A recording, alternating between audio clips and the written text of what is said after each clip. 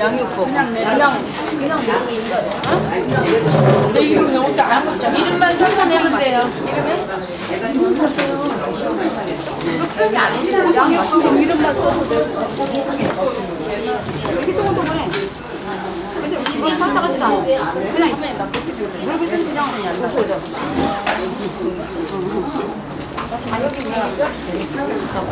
아니 나도 누가 줬는데 읽었는데 그걸 주더라고. 근데 보니까 콩사탕 예뻐. 어디? 그래서 봐 선생님 진짜. 앞에 문좀 닫아주세요.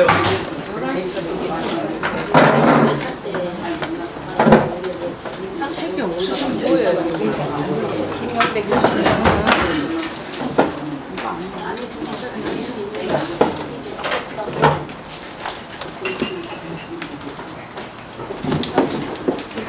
전도사님, 전도사님. 양육이 조금 채워줘. 자리 앉아주세요.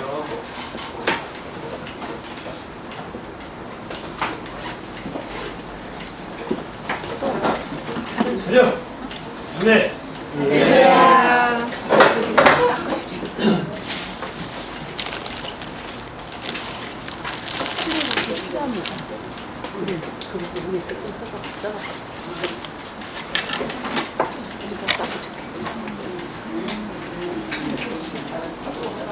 반영물은 다 가져오셨죠? 네.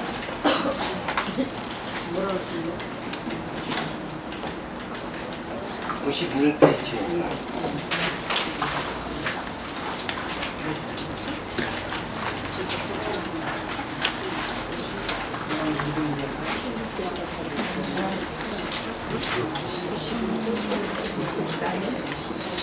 (51페이지에) 보면 교회에 대한 교훈이 주어집니다. 첫 번째로 유전에 대한 교훈입니다. 자, 여기서 유전이라는 것은 뭘 말하는 거예요? 그렇죠. 전해져 내려오는 유전인데 그게 그 원적어는 뭐예요? 어디서부터 내려오는 거예요? 뿌리가 어디냐? 유전이란 말의 뿌리는 율법을 말합니다. 자, 율법은 이제 그 십계명 말하죠. 1년까지인데 거기서 더 세분해가지고 하나님 백성으로 거룩하게 살려면 어떻게 해야 되는가? 이거를 장로의 유전이라고 해요. 그 만들어가지고 600몇 가지가 됩니다. 이제 그 중에서 이제 첫 번째, 머리를 욕되게 하지 않으면 여자들은 머리에 수건을 써야 된다. 이 말이 첫 번째 조입니다. 그래서 이 장로의 유전이라는 것을 우선 이해를 해야 돼요. 예수님이 오셔서 오신 후에 바리새인들이 예수님 앞에 와서 당신들의 제자들은 왜 손을 씻지 않습니까? 그런 것이 다 뭐예요? 장로의 유전입니다. 그러니까 거룩한 백성이라면 어디 나갔다 오면 이렇게 좀 불결해질 수 있잖아요. 그러니까 집에 들어오면 반드시 손을 씻어야 된다. 그러니까 하나님 백성은 거룩하게 살아야 된다. 그런 거예요. 자, 그 장로의 유전, 이것은 사실은 율법이라는 것은 사도 바울은 육체의 예법이라고 했어요. 그 육체의 예법이라는 뜻이 뭡니까?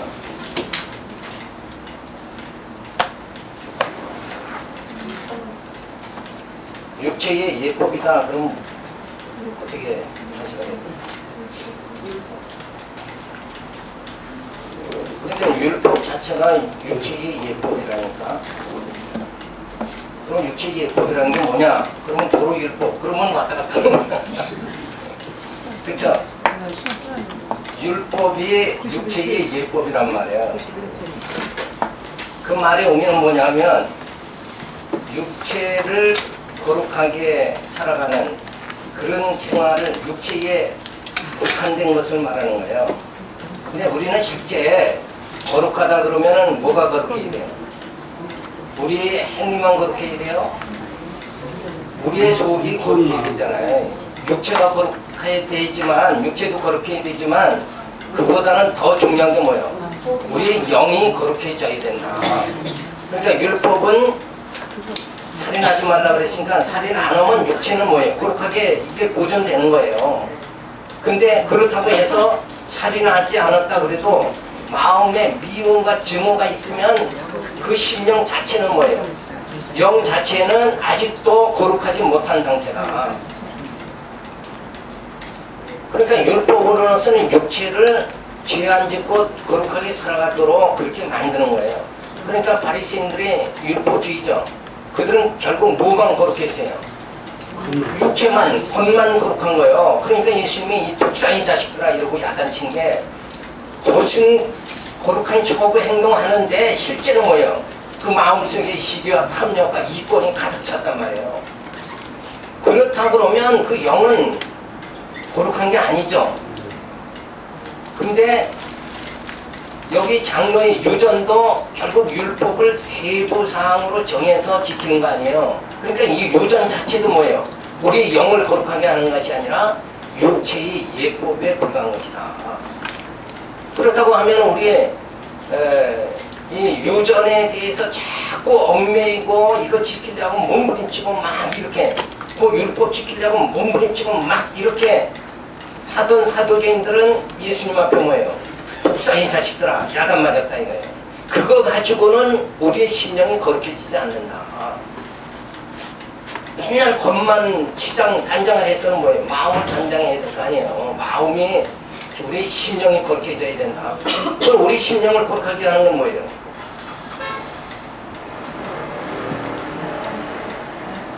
그죠? 말씀인데 그거를 율법에 비해서는 뭐라고 해야 돼요? 복음이다 이렇게 해야 된단 말이에요. 그죠? 자, 복음 자체가 내용이 뭐냐 그럼? 예수님이 오셔서 내 죄를 다 짊어지고 죽으심으로 내 죄값을 다 지불하고 죽으심으로 나는 거룩해지고 대신 예수님은 죽으시는 거예요. 그것이 그 예수의 십자가의 보혈의 피, 그 피가 나를 거룩하게 해준다. 내 영을 거룩하게 해준다. 내 심령을 거룩하게 해준다.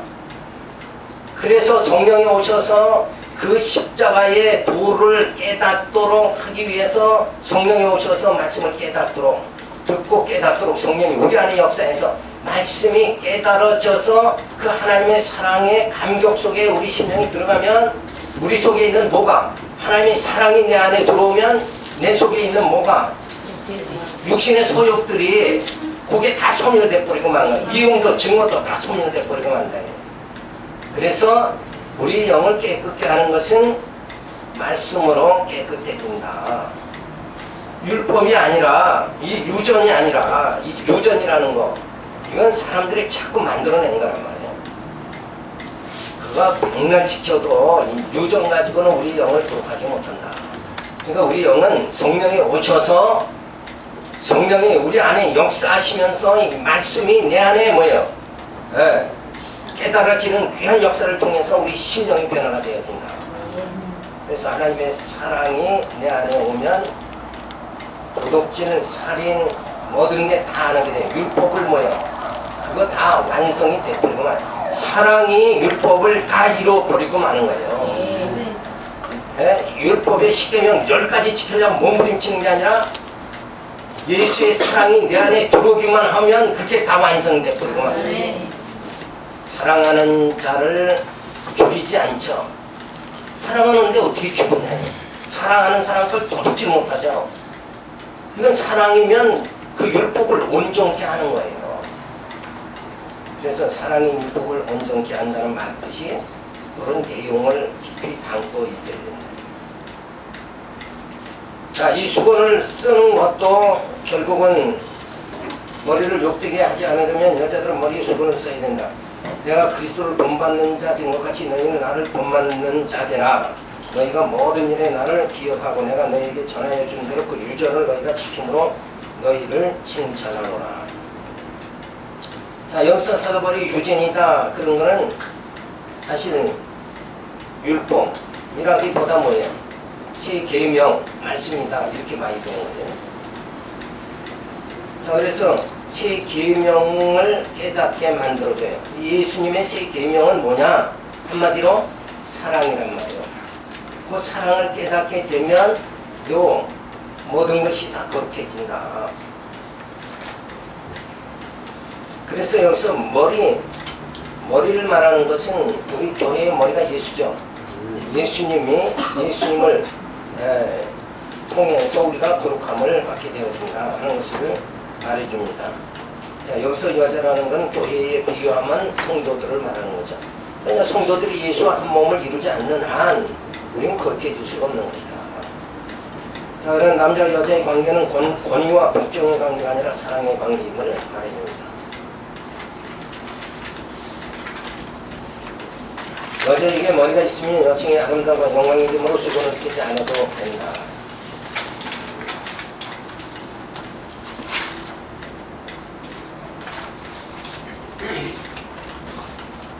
사도 바울은 여자는 공식 석상에서 머리에 수건을 써야 한다고 가르치면서 여자가 긴 머리를 가지고 있으면 영생의 아름다움과 영광의 이름으로 수건을 쓰지 않아도 된다는 것을 가르쳐줘요.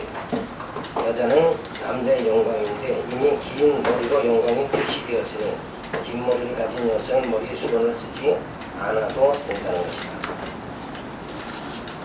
결국은 뭔가 예수 그리스도를 통해서 우리의 성도의 그 헛한 허물이 감싸짐을 받게 되어진다. 그것을 여기서 대표적으로 말해주는 거예요. 자, 그 다음에는 11장에 들어가서 만찬에 대한 교훈이에요. 성찬은 그리스도의 지침임을 확인하는 것인데 분쟁하는 것을 책망을 합니다. 자, 성찬은 떡을 떼고 포도주를 마시는 거죠. 그 떡은 뭘 상징합니까? 예수의 살과 포도주는 예수의 피를 상징하는 거예요.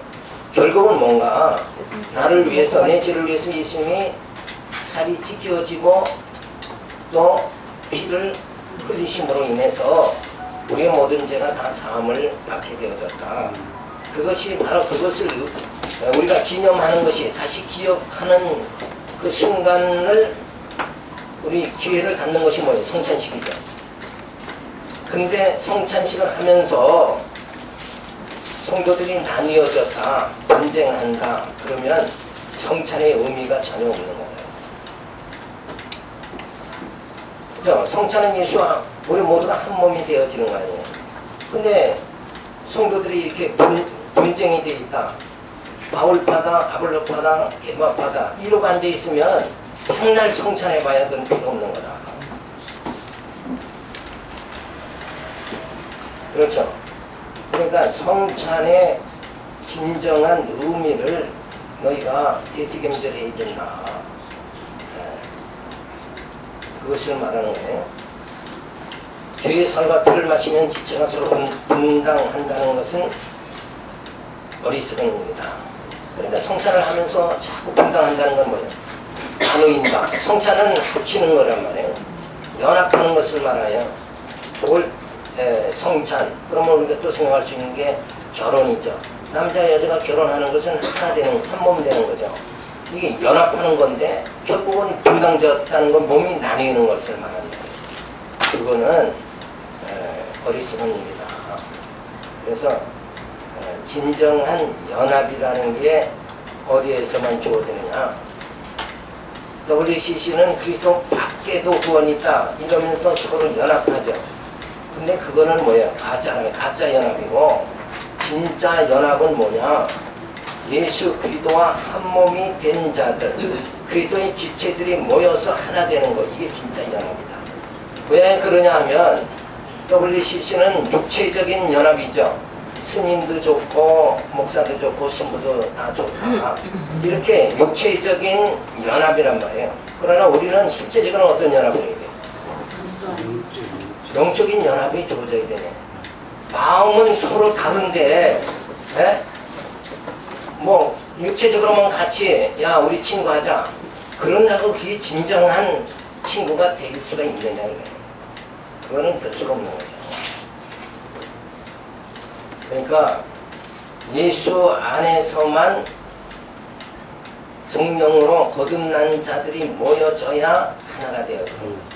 교회도 왜 시끄러운가? 성령으로 하나 된 자들이 모여지면 교회는 조용한 거예요. 왜? 성령이 임하면 우리들의 육성이 죽죠. 나의 육성이 죽어버리니까 육성끼리 모이면 시끄럽지만 육성이 죽은 사람끼리 다 모인단 말이에요. 그죠? 육체가 죽은 사람이 모이고 영적으로는 산 자들이 모이는 거예요. 영적으로 산 자들이 모이니까 거기는 분쟁이, 나눔이 없게 되었습니다. 분당을 하면서도 만찬을 먹는다는 것은 그리스도를 거스르리는 일이다. 분명한 거죠. 그 다음에는 만찬으로 인해 판단받지 않도록 하며 언덕을 세워야 된다. 자, 만찬, 이 성찬을 하면서 있는 자는 있는 자끼리, 없는 자는 없는 자끼리. 눈치 보면서 자꾸 먹게 되면 그것도 결국은 나누이는 거다. 그런 거는 결국은 덕이 되지 못하죠. 그래서 만찬의 일로 판단을 하지 말아야 된다. 누구든지 시장하거든 집에서 먹었지니 이는 너희 판단받는 모임이 되지 않게 하려 함이라. 차라리 배고프면 집에 가서 그냥 먹어라. 사도 바울도 보면 아주 세게 말하는 거죠. 자, 그 다음에는 세 번째 교회에 대한 교훈입니다. 신령한 교회 구성원은 하나님의 영인 성령으로 예수를 주라 시인한 자다. 자, 성령이 임해서 내가 예수를 주라 시인하는 게 아니라 내 안에 성령이 오셔서 그 성령을 통해서 내가 주라 시인하는 자들이 모여지는 곳, 그것이 교회다. 그러니까 내가 사업을 잘하기 위해서 이 교회에 오면 내가 세탁소가 잘 되겠다. 그래서 큰 교회에 등록해가지고 다니는 거, 요거는 진짜 하나 될 수가 없는 거예요. 그건 진짜 교회가 아니다. 그건 뭐예요? 이권이잖아요. 그래서 예수를 주라 시인하는 자들이 모여야 된다. 그럼 예수를 주라 시인하는, 예수가 주라 시인한다 그러면 예수를 어떤 분이라 알아야 돼요? 우리가 늘 말하듯이 예수님은 영원한 왕이고 제사장이고 참 선지자다. 예수님이 영원한 제사장으로 내 죄를 사해 주셨고, 그리고 예수님이 영원한 왕으로 성령을 보내서 내 심령으로 더 이상 여호와를 떠나지 않도록, 죄짓지 않도록, 하나님만 경외하도록 내 심령을 통치해 주시는 분이 누군가? 바로 예수님이다. 그리고 우리가 하나님이 어떤 분인가 신지식을 깨닫게 해서 참 하나님을 경외하는 자 되도록 만들어 주시는 분이 누군가? 예수님이다. 그래서 예수님을 그렇게 영원한 왕으로, 제사장으로, 선지자로 알아야 우리가 예수를 통해서 구원에 이르게 되어진다는 것을 말해주고 있습니다. 지식의 말씀, 성령으로 믿음, 병 고치는 능력 등 각가지 은사를 주어 교회를 세우신다. 자, 교회는 어떻게 세워지는가? 은사를 통해서 세워진다. 어떤 분은 가르치는 은사로 열심히 복음을 바르게, 바른 복음을 바르게 가르쳐줘야 우리들의 머리가 뭐예요? 예수의 사상으로 무장이 되어야 된다. 그래서 이 허탄한 생각하지 않고 우상 섬기지 않게 돼야 예수의 사상으로 하나로 뭉쳐져야 진짜 교회가 세워진다. 근데 늘 우리는 주님 뜻보다는 내 뜻대로 되게 해주세요 이러면서 사니까 자꾸 우리가 분열되는 거예요. 김집사도 주님의 뜻대로, 박집사도 주님의 뜻대로, 이 집사도 주님의 뜻대로 하면 교회는 하나 되어지는 거예요. 그러니까 생각이 다르면 교회는 분쟁이 주어진다. 그래서 우리가 이 생각이 하나 꼭 되어지려면 어떻게 해야 되는가? 내 생각으로 믿는 것이 하나 되어져야 돼요. 또 믿는 게, 그 믿음이라는 거, 믿는 게 하나 되어진다. 그건 뭐예요? 진짜 하나님은 약속대로 이루시는 여호와시다. 그걸 믿어야 되죠. 예수는 그렇게 하나님께서 약속대로 나를 구원해 주시도록 하기 위해서 내 힘으로 나는 연약하니까 뭐예요? 예수님을 보내주셔서 그가 영원한 왕으로 오셔서 나를 통치해 주시고 내 심령을 통치해 주시고 그가 영원한 제사장으로 오셔서 내 죄를 다 사해 주시고 그리고 하나님을 아는 그 신지식에 나를 이루도록 만들어 가지고 하나님 경외하며 살도록 그렇게 만들어 주신다.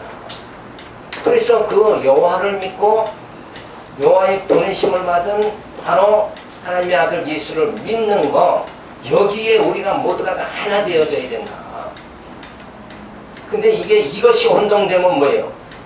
초대교회 때 사도 바울 때도 교회들이 이 사상으로 예수의 사상으로 하나 되지 못하고 막 흩어지는 것이 뭐냐면 바로 뭐가 들어와요? 영지주의가 들어오고 그 다음에 철학사상 이런 게 들어오는 거예요. 그래서 사도 바울은 뭐라 그래요? 뭐라 그러냐면 헬라인은 지혜를 구하고 유대인은 뭘 구했죠? 표적을 구하고 우리는 예수를 구한다. 그러니까 이렇게 우리가 하나가 되어져야 돼요. 오직 예수로 하나가 되어져야 교회는 바르게 세워진다. 그러니까 목회라는 것은 성도들의 사상을 보장시키는 거예요. 보장. 이렇게 하면 예수 출석자로 예수 잘 믿으면 사업이 잘 됩니다. 건강해집니다. 이런 거 가르치는 데가 아니라 교회는 예수의 사상으로 보장시키는 데다 이거예요. 그렇죠? 내가 하나님 주님 없으면 내가 살 수가 없습니다. 이렇게 고백에 나올 수 있도록 목회자는 사상 교육을 시키는 거예요. 근데 육신의 문제 해결해 주려고 교회에 세우는 건 아니다. 영적으로 구원받게 하는 거죠. 영혼 구원이 교회의 목적이죠. 그럼 거기다 집중을 해야 되지 않냐 이거. 영혼 구원이 목적이다 그러면 그 영혼을 구원하도록 하기 위해서는 뭐예요? 예수의 사상으로 성도들을 무장시켜야 된다 이거. 그러니까 그 무장은 뭐예요? 말씀으로 무장시켜야죠. 그러니까 말씀으로 양육, 말씀으로 무장, 말씀으로 투쟁, 말씀으로 승리하도록 이렇게 만들어야 된다. 성경은 지금 그 내용으로 전부 구성이 되어 있잖아요. 그래서 대학부는 양육에 말씀으로 양육, 로마서부터 갈라디아서까지. 그 다음에 예배소서부터는 뭐예요? 무장, 말씀으로 무장하는 거. 그 히브리서부터는 뭐예요? 투쟁하는 거. 계시록은 말씀으로 승리하는 거. 이렇게 성경은 우리의 사상을, 성도들의 사상을 완전히 무장할 수 있는 체계가 완전히 갖춰져 있는 거예요. 성경은 이만했다 저만했다 하는 거 아니에요. 제가 누누이 말하지만 예배소의 내용하고 로마서의 내용이 같으냐? 전혀 다르다는 거예요. 근데 늘 이게 말씀을 깨닫지 못한 지도자들은 예배소를 가르쳐도 똑같고 로마서를 가르쳐도 똑같아. 왜? 왜 그래요? 그 구절 부분만 딱 띄워가지고 그 내용에서만 설교를 만들어내니까 예배소의 한 구절이나 로마서의 단편적으로 한 구절은 이건 비슷하다고. 그게 아니에요. 전체라는 전체. 일례로 우리가 소설책을, 문학서적을 책을 한 권 읽는다 그러면 100페이지에 가서 한 번 읽고 200페이지에 가서 한 번 또 읽고 그렇게 해서는 전체를 모르잖아요. 그러니까 여기서 찔끔 저기서 찔끔 이러는 게 아니라 전체를 갈라디아서는 이게 뭔 얘기를 한 거냐, 히브리서는 뭔 얘기를 했냐, 이 전체 파악을 해요. 히브리서 공연히 성경께서 사도들을 통해서 기록한 거 아니잖아요. 우리가 상식적으로 생각해봐요. 심심해서 적었을까요? 그건 아니잖아요. 목적이 분명히 있단 말이에요. 갈라디아서는 갈라디아서의 목적이 분명히 있는 거고, 예배소는 예배소에 대한 분명한 목적 자체가 있단 말이에요. 그래서 그것들을 로마서부터 쫙 그 성경을 각각을 목적에 따라서 전부 이렇게 구성에 기록이 되어 있죠. 그걸 로마서, 에베소 이렇게 전부 그 말씀의 핵심을 깨달으면 우리 인격이 성숙이 되어진다. 아, 이렇구나. 진리는 이거구나. 이게 딱 돼버린다. 그래야 진짜 진리를 깨달은 자로 살아갈 수 있게 되어진다. 그래서 여러분들은 내가 마태복음부터 계시록까지 전부 일일이 읽으면서 그 전체 뜻을 파악을 독학을 해야 돼요. 독학 안 하면 전체 깨닫지 못해요. 누가 뭐 신학교에서 다 가르쳐주겠지. 신학교에서 다 안 가르쳐줘요. 그런 신학교 지금 대한민국에 하나도 없어요. 마태복음 계시록까지 다 읽으면서 가르치는 신학교는 한 군데도 없어요. 그러니까 MP3 제가 다 이렇게 한번 돌아왔죠. 컴퓨터에 저장이 됐으면 거기에 성경을 쫙 이렇게 처음부터 끝까지 이렇게 가르쳤잖아요. 예배서 그러면 예배서 쭉 처음부터 1장 1절부터 다 가르쳤죠. 그럼 그거를 보면서 그걸 쫙 익혀야 된다. 아, 그래서 로마서는 이런 내용이구나. 예배서는 이런 내용이구나. 이걸 정확하게 깨닫도록. 그래서 빠른 시간 안에 성경을 독파를 해야 됩니다. 그러니까 내가 성경 100도 읽었다 이런 독파 말고 내용을 알면서 한두 개라도 정확하게 해야 됩니다. 그래서 이 교회는 은사를 통해서 세워나갑니다. 자, 지도자가 바르게 가르치지 않으면 성도들의 사상이 무장이 전혀 안 되는 거예요. 그러니까 성도가 진리 안에 거하지 못한다고 하면 누구 책임이에요? 가르치는 자, 우리의 삶, 우리의 책임이면 내 책임이다 이렇게 생각을 해야 돼요. 자, 신앙생활을 권사님이 40년, 50년 신앙생활을 했는데 노년에는 몸이 아프죠. 그럼 요양원 가죠. 요즘은 요양원 갔는데 하나님을 내가 열심히 섬기고 하나님 찬양하고 그렇게 교회생활 열심히 했는데 하나님 왜 나를 이런 곳에 보내가지고 이렇게 병들게 해서 나를 하나님 영광 가리우게 합니까? 병든 게 하나님 영광 가려우는 겁니까? 아니요. 그럼 사도 바울은 병있는데 하나님 왜 안 고쳐졌어요? 하나님 영광 가려우는. 그러니까 그런 잘못된, 그리고 점점 나이 많으면 죽음의 그 공포감을 느끼잖아요. 그 죽음의 공포감을 느끼는 그 자체가 뭐예요? 신앙이 없어서 그런 거예요. 그럼 누가 책임져야 돼요? 가르치는 목수가 책임져야지. 왜 저렇게 됐을까? 정 권사님은 왜 저렇게 죽음 앞에서 정말 두려워하는 자가 됐는가? 로마서에 보면 뭐예요? 사망에 쏘는 것이 무엇이냐? 담대하게 얘기하잖아요. 그러니까 성경을 제대로 배웠다 그러면 담대함이 주어지는 거예요. 점점. 그리고 불안과 공포 속에 들어가는 것이 아니라 이제 하나님이 준비한 그 하나님이 영원한 세계 아브라함이 거짓 나사로가 아브라함의 품에 안기듯이 우리도 주님 품 안에 나도 안기게 되어진다. 이제 그날이 얼마 안 남았다. 내 육신의 이 질병으로 고통받는 내 육신 이것도 내가 다 벗어버리고 이제 죽음이 없고 질병과 고통이 없는 그 신령한 몸, 부활의 몸을 입고 주님 품 안에 안기고 그 영원한 나라에 내가 들어가서 이제 곧 살게 된다. 그러니까 나는 지금 소망이 넘친다. 아멘. 그리고 점점 얼굴이 좀만 기쁨이 넘쳐야 되고 이렇게 완전히 세상 사람은 죽음 앞에서 죽음을 초죽음이라고 그러죠. 초죽음 당하는 세상 사람은 초죽음 당하는데 우리는 뭐예요? 거기서 기쁨을 누릴 수 있는 자. 소망이 넘치는 자 되도록 요거 완전히 다르잖아요. 죽음 앞에서 소망이 넘치는 자하고 죽음 앞에서 벌벌 공포감이 떨고 내가 이렇게 살다 이렇게 죽는구나. 인생의 그 황혼의 쓸쓸함 속에서 인생을 마치는 자하고는 다르지 않느냐.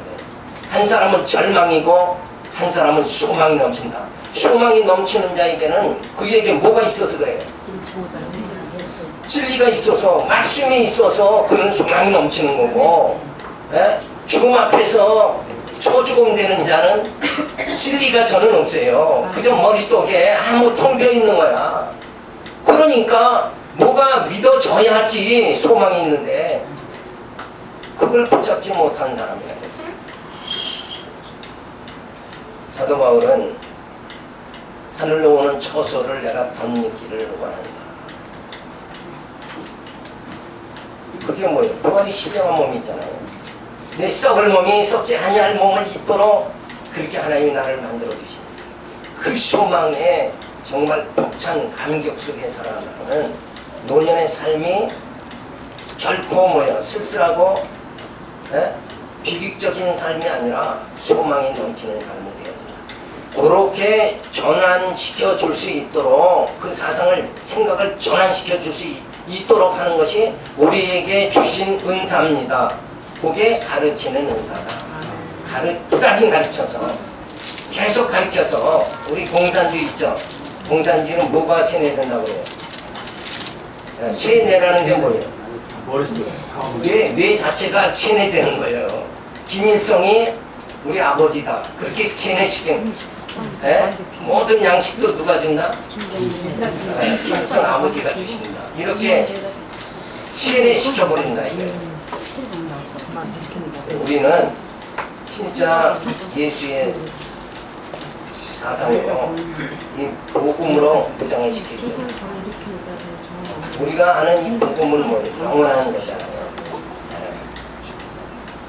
자, 그래서 각가지 은사를 주셔서 교회를 세워나가신다. 그래서 성도를 진짜 죽음 앞에서도 당당한 자로 세워질 수 있도록 설 수 있도록 그리고 하나님만 경외할 수 있도록 그렇게 당당히 믿음 안에서 굳게 세워지도록 하는 것이 우리의 은사다. 이 은사를 주신 사명을 우리가 감당한다. 그런 말을 하면 어떤 이들은 야 주신 사명 감당하면서 참 교회를 멋있게 세워가지고 영광 다 받고 그냥 꿈이 많쳐지고 그게 꿈이 아니야.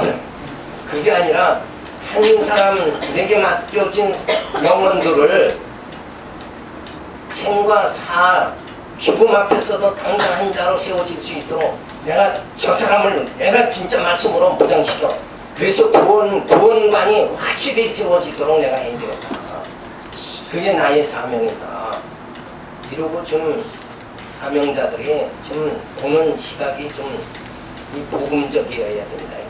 근데 그렇지 않고 현세적이라 어떻든지 내게 하나님 사명 주셨으니까 교회를 이렇게 세우고 저렇게 세우고 막 거창하게 계획을 해놓고 실제 거기에 오는 영혼들은 뭘 먹여요? 진리의 참 양식을 먹이는 게 아니라 참 생명의 떡으로 오신 예수를 저들에게 먹이는 것이 아니라 세상 세속적인 꿀꿀이 죽을 먹이고 있다.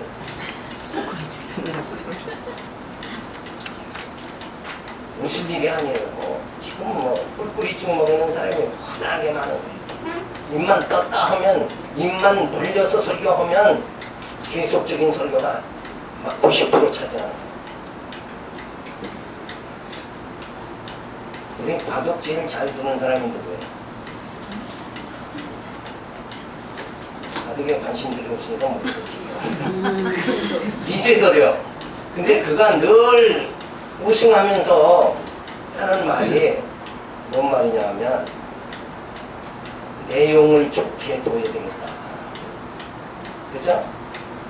바둑은 이기는 데 목적이 있는 게 아니라 내가 좋은 바둑 한번 둬야 되겠다. 그래서 후배들이 그 좋은 바둑의 내용을 배울 수 있도록 돼야 된다. 그러니까 바둑 하나의 자체가 뭐예요? 후배들이 배울 수 있는 하나의 뭘 만들겠다는 거예요? 작품을 한번 만들어야 되겠다. 지금까지 어느 누가 두지 않은 그 기본, 그 작품을 멋있는 그 작품을 만들겠다. 괜히 승리에 도취되면 안 된다. 우리는 설교를 해도 내가 오늘 어떤 생명의 진리를 전해야 되는가, 예수를 내가 어떻게 전해야 되는가, 그 내용에다가 집중을 해야 된다. 내용에다가 집중하는 것이 아니라 이 말에다 집중을 하면 말은 기가 막히게 잘하는 거예요. 그런데 듣고 나면 뼈대가 없어요. 내용이 없는 거죠. 내용 없는 설교 하지 않도록 해야 돼요. 그건 하나님 앞에 부끄러운 거라고요. 교훈적인 설교하면 내용이 없어요. 어떻게 들어보면 전 철학자도 저렇게 다 유교 조금 아는 사람도 저런 내용은 다 할 수 있는 얘기인데, 그죠? 이게 얘기하면 못하지만 어쨌든 그런 일반적인 건 설교 내용으로 하지 않도록 여러분도 좀 신경을 써야 돼요. 진짜 성경에는 엄청난 진리가 있는데 그 진리를 어떻게든지 그걸 핵심을 들춰내가지고 한마디를 천마디 만마디 하는 것보다 한마디 하더라도 의미가 있는 그 내용을 해야 됩니다. 이렇게 늘 우리가 설교자는 중심을 둬야 됩니다. 자, 그래서 그리스도 한 몸이 되어 지체가 되었고 지체들이 모여 신령한 교회가 세워진다. 신령한 교회 세우는 게 오늘 우리의 사명입니다. 그냥 허접스러운 교회 세우지 말고 노성 신앙으로 교회 세우지 말고 신령한 교회 세워야 됩니다. 신령한 교회 세우려면 교회에 오는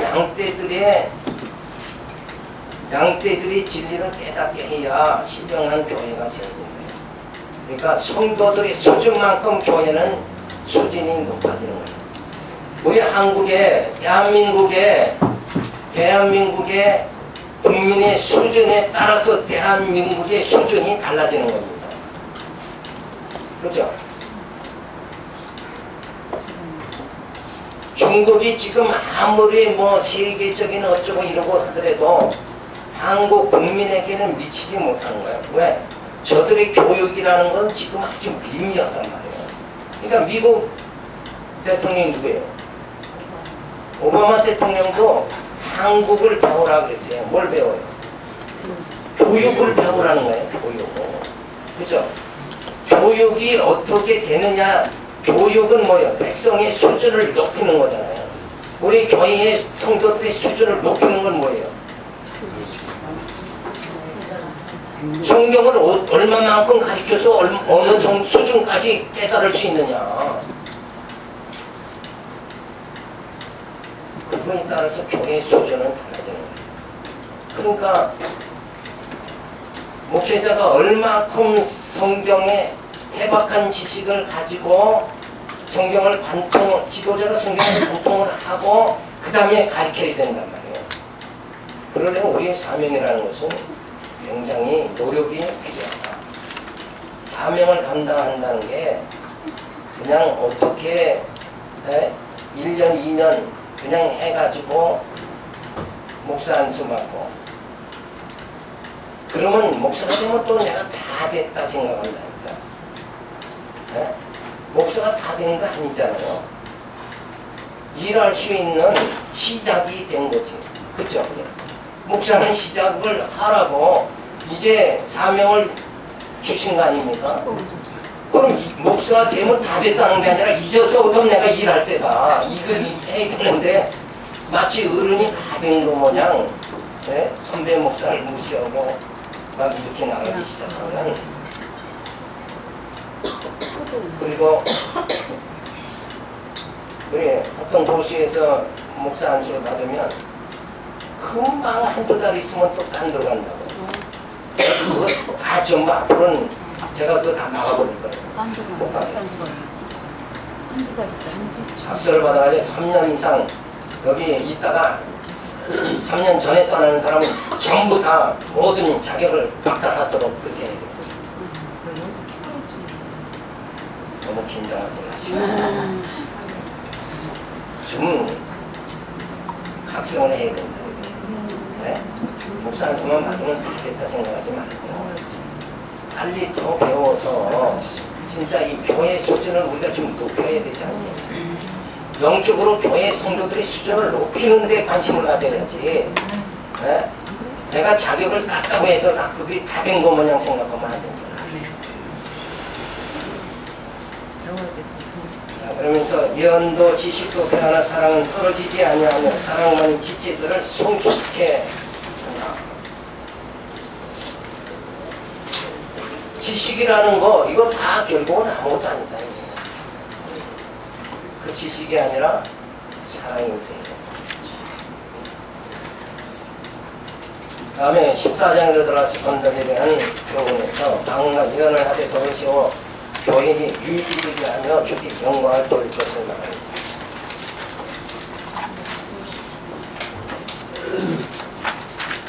자, 방언을 하고 예언을 한다. 이런 것도 어떻게 해야 돼요? 덕을 세우는 그 선에서 해야 된다.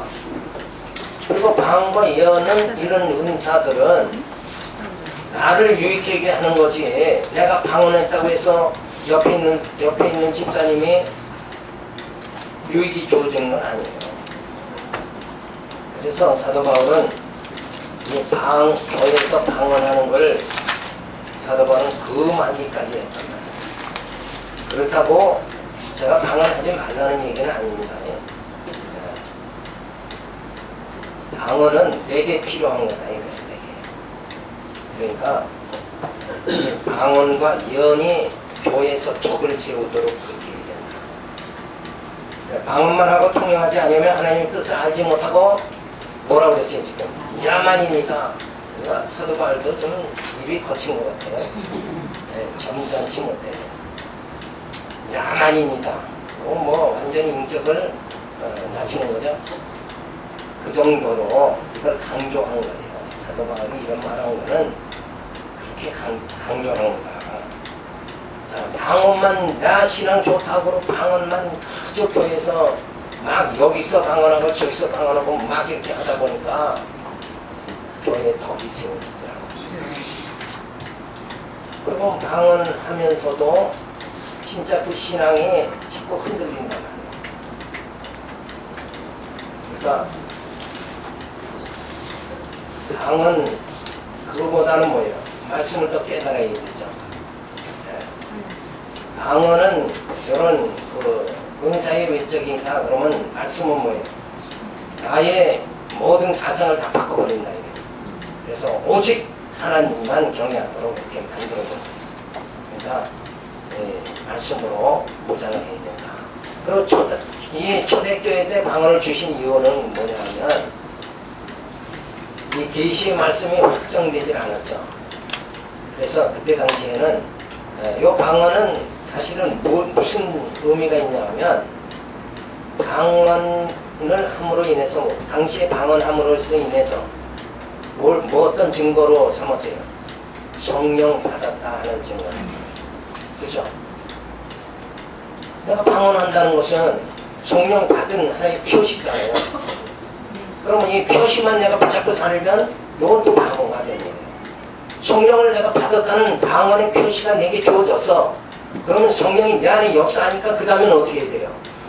말씀을 전하고 복음을 확정하고 교회를 세우고 이런 일들을 지금 많은 일들을 해나가야 된다.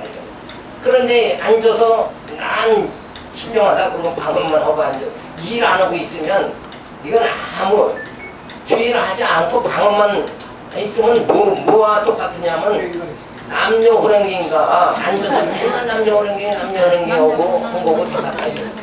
방언은 성령 내가 받았다는 표시예요. 그럼 성령 받은 자는 그 다음에 무슨 일을 해야 돼요?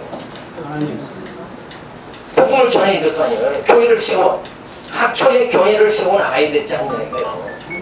그 교회 세우는 일에 열심을 해야 되는데 맨날 여기저기 앉아서 방언만 하고 있으면 교회는 어떻게 세워지느냐 이거예요. 그러니까 방언하지 말라는, 거듭 얘기하지만 방언하지 말라는 게 아니라 그 단계에서 더 발전해야 된다. 방언은 나에게 성령이 임했다는 거예요. 하나님이 나와 함께 하신다는 표시잖아요. 그럼 하나님이 함께 하면 나는 하나님의 일을 해 나가야지. 아, 하나님 나와 함께 하시네. 난 좋다. 나만 좋으면 돼요. 하나님 그러면 너만 좋으라고 주는 거예요. 성령이 임하면 사마리아와 유대와 사마리아와 땅 끝까지 복음을 전해라. 그러기 위해서 성령을 주신 건데 당시에 성령이 왔는지 안 왔는지 도저히 인간 눈으로는 표시가 안 되잖아요. 그래서 방언을 주신 거라는 거예요. 그리고 병고침 은사를 막 준 거예요. 그러니까 이런 모든 은사들은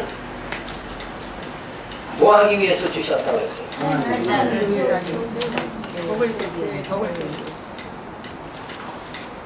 각양 은사는 교회를 세우기 위해서 주시는 거예요. 교회가 누구예요? 성도하잖아요. 성도를 온전히 하기 위해서, 성도의 영혼을 구원하기 위해서 가르치는 은사, 병 고치는 은사, 이런 은사들을 전부 다 주신 거란 말이에요. 그게 교회를 세워나가도록 하기 위해서 주신 건데 그걸 내 것으로 만들어버리고 그냥 끝나면 안 된다는 거예요. 은사는. 말이 맞습니까? 맞습니다.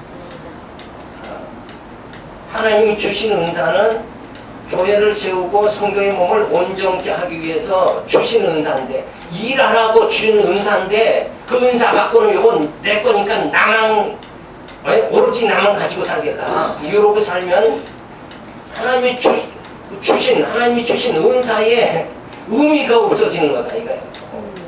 은사는 나를 위해서 준 게 아니라 누구를 위해서?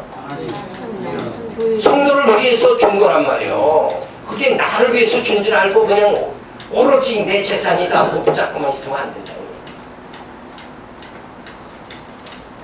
오늘 이 말에 이의가 있는 분 반문을 한번 해보세요. 나중에 또 강의 끝나고 또 정목사님 이상한 얘기 하지 말고, 은사는 성경에 다 나오는 거예요. 성경에 나를 위해서 은사 준 게 아니라 성도의 몸을 온전하게 세우도록 하기 위해서 남을 위해서 준 거예요. 남을 위해서. 근데 그때 내게 은사를 줘서 하나님이 나를 하나님이 일의 도구로 삼아 가지고 교회 세우라고 준 거란 말이에요.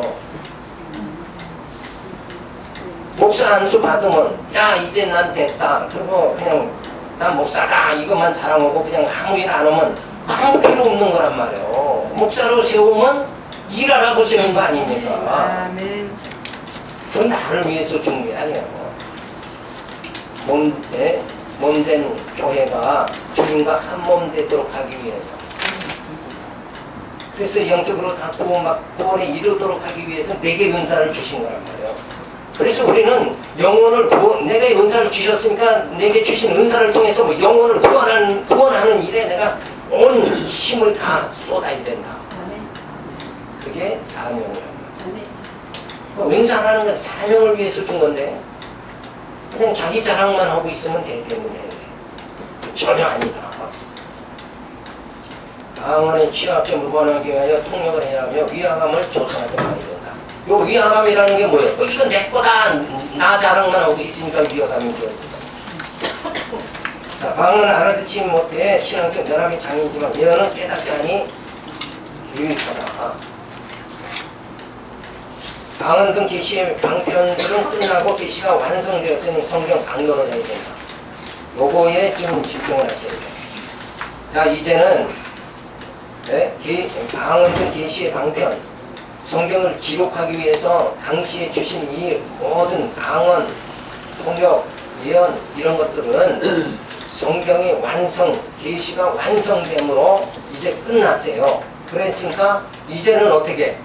신구약 성경 계시의 말씀을 통해서 거기서 아브라함의 그 신앙을 보고 우리가 믿음을 소유하고 이렇게 해서 성경을 통해서 나의 성숙함을 이뤄나가야 된다. 나의 구원을 점점 이루어 나가도록 하는 것. 성경은 우리를 구원하기에 하나님 사람 되기에 족하다 그랬죠. 그러니까 설령 여기 계신 분 중에 방언을 못하는 분이라도 어때요? 말씀을 깨달으면 구원에 이르릅니까? 못 이르릅니까? 그러니까 방언도 말씀 깨닫기 위한 하나의 방편이다 이렇게 생각을 해요. 나를 성도로 하나님의 자녀 되도록 하기 위한 방편이 이런 예언이나 방언이나 이런 은사들이었다. 그런데 온전한 것이 왔어요. 온전한 것. 바로 말씀이 왔다.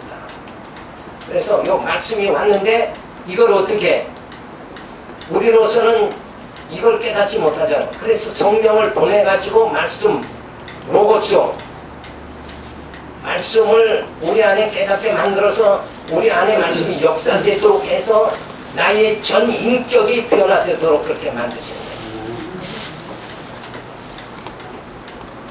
그래서 말씀을 체계적으로 잘 가르친다는 거, 말씀을 가르치지 않으면 사람이 변화가 안 돼요. 나를 변화시키는 건 말씀이다. 은사는 나를 일하기 위해서 주십니다.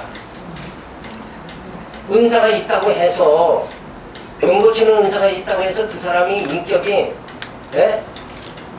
성숙되느냐 그건 아니에요. 일하는 거고 이 영적으로 내 성품이 신의 성품에 이르는 거고는 틀리다는 거예요. 그렇죠? 세상에서도 그러잖아요. 10가지 재주 있는 사람이 맨날 끼니를 굽는다. 그렇죠? 그러니까 어떤 재주, 재능하고 내 사상이 변하는 거고는 다른 거예요. 재능은 일어나고 주신 거고 말씀은 나를 그리고 한 몸 되게 만들어 주시는 거예요. 그래서 우리로 하여금 구원에 이르도록 만드시는 게 말씀입니다.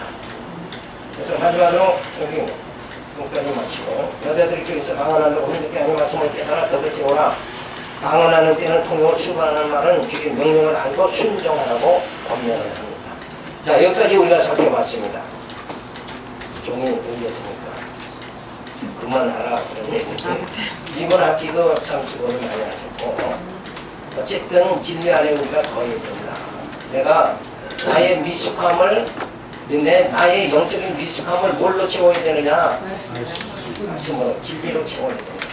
이 일에 남을 가르치기 전에 나를 충만케 해야 되죠. 진리로 나를 충만케 해서 신구약 성경을 깨달아서 이 말씀 들고 내가 나가서 외쳐야 되겠다. 여러분의 그 결심이 구체적인 실천으로 이어지기를 바라서 말씀드렸습니다. 기도합니다. 할렐루야 감사를 드립니다. 한 학기 동안 수고한 우리 모든 동력자들을 주께서 잡아주셔서 주일할 때에 더욱더 성숙하게 하나님의 뜻을 온전히 전할 수 있는 그런 말씀 깨달은 자로 인도하여 주시옵소서. 기사하고 예수님의 이름으로 기도드렸습니다. 저녁 준비. 수고하셨습니다.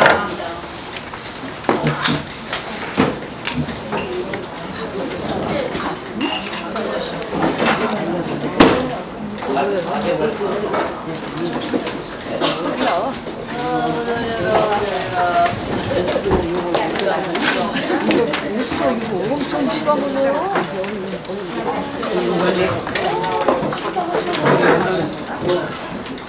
사회 보시는 거 알죠? 예. 이거 빨리 갖다 내야 돼. 가만히 있어. 뭐 하셨어 집에서? 여기 해봤어요. 찬양하고. 조금만이가 여기 같은데. 예수. 몇 장 몇 장? 가만히 있어. 다 여지껏 안 오고 지금